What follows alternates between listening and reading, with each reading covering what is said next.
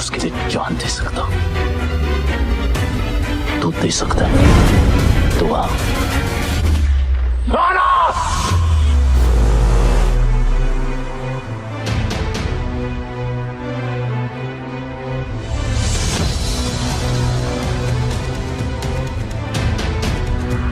आज इंतजार और तू दोनों खत्म होंगे।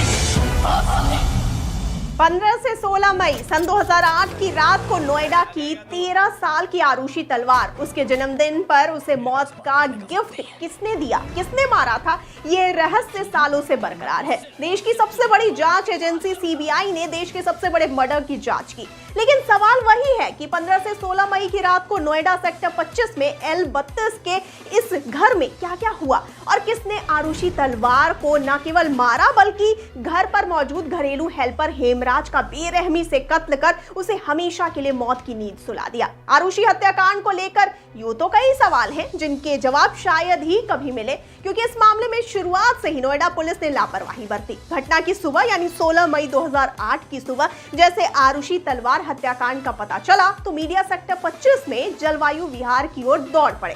कुछ ही घंटों के भीतर L32 में मीडिया वालों का जमावड़ा हो गया। इस दौरान मीडिया वालों के साथ आम लोग भी बेझिझक L32 के भीतर दाखिल होते रहे। जाहिर है इस दौरान सबूतों के जाने अनजाने और चाहे अनचाहे छेड़छाड़ हो गई। नोएडा पुलिस ने अलर्टनेस तो दिखाई, लेकिन तब तक बहुत देर हो गई थी। आरुषि की हत्याकांड के चंद घंटे के भीतर ही नोएडा पुलिस की ओर से इस तरह का इशारा दिया गया कि घरेलू हेल्पर हेमराज ही एक्यूज्ड है और वारदात के बाद वो फरार हो गया। इसके चलते नोएडा पुलिस की कई टीमों ने उसकी तलाश तेज कर दी। यहाँ तक कि पुलिस की एक टीम नेपाल तक जा पहुंची जहाँ का हेमराज निवासी था। इस थ्योरी पर काम शुरू करने के साथ नोएडा पुलिस बाकी के एंगल को भूल गई। अगले दिन यानी 17 मई 2008 को हेमराज का शव घर की छत पर मिला। मर्डर सीन से फॉरेंसिक नमूने नहीं लिए गए, लिहाजा दोनों दिन फ्लैट में जुटी भीड़ के पैरों और हाथों के निशान में सभी सबूत मिट गए। एक हत्याकांड की जांच की कड़ी में जो काम सबसे पहले होता है उसमें भी नोएडा पुलिस ने लापरवाही बरती। इसके साथ नोएडा पुलिस ने जांच की शुरुआत में ही वो काम नहीं किया जो उसे तत्काल करना चाहिए था। दोस्तों, घर पर पहुंची नोएडा पुलिस ने न तो खून के नमूने लिए और न ही खून से सनी चादर और गद्दों को पुलिस ने सीज किया जिस पर आरुषि तलवार का शव मिला था।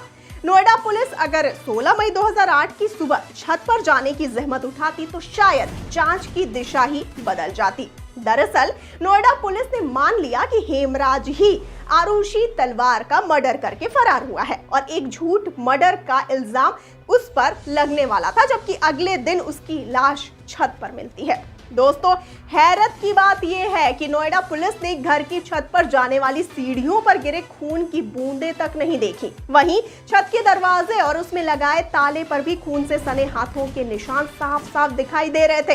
इस मर्डर केस में आखिर कौन सच्चा है और कौन झूठा, ये तो आज तक कोई पता नहीं लगा पाया है। लेकिन एक झूठे मर्डर केस की वजह से कितनी मुश्किलों का सामना करना पड़ जाता है और कभी कभी पुलिस की लापरवाही क्या मुश्किलें खड़ा कर देती है, ये कोई नहीं जानता। जहां पहली फिल्म में हमने देखा था कि कैसे एक झूठे मर्डर केस में इतनी मुश्किलों को खड़ा कर दिया गया था, तो क्या लगता है आपको, क्या ऐसी ही कोई कहानी हम देख सकते हैं दिलवाले फिल्म के सीक्वल में? आपकी क्या राय है, हमें फटाफट से बताइए कमेंट सेक्शन में कमेंट करके। और जाते जाते इस वाले वीडियो को कर दीजिए फटाफट से लाइक और शेयर और चैनल को सब्सक्राइब करना बिल्कुल न भूले और मुझे यानी श्रुति को दीजिए इजाजत। नमस्कार।